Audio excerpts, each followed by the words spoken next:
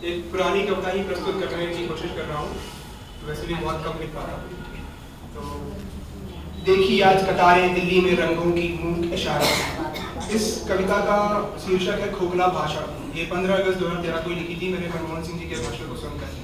तो उसी परिप्रेक्ष्य में देखी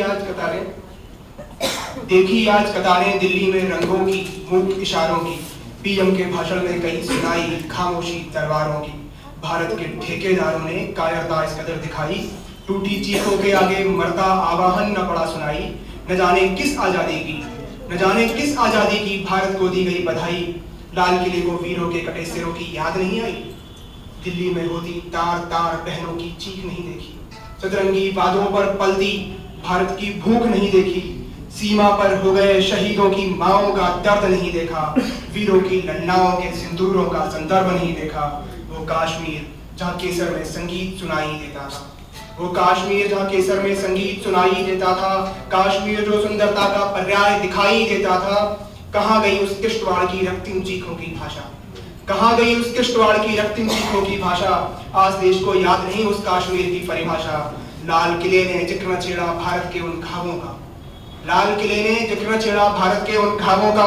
देशद्रोहियों की हरकत का, लेजेंडों के धावों का। सीमा पार पड़ोसी को बस समझाने की कोशिश की। शोणित का वो ज्वार न देखा बहता वीर जवानों का। वो अर्थ नहीं जाने अब तक भाषा का बलिदानों की। जनवालों को याद नहीं है मरते हुए किसानों की। भारत की धरती बनी बकौती चीलों गिद्ध सियारों की। आवाज सुनाई देती जब तब आतंकी हथियारों की। देश गिफ्ट कर दामादों को शोर मचाया जाता है। किसानों को 2-4 रुपए का चेक पकड़ाया जाता है। खेत छीनकर कागज के टुकड़े दिखलाते हो उनको। हक मारकर उसी अन्न की भीख दिखाते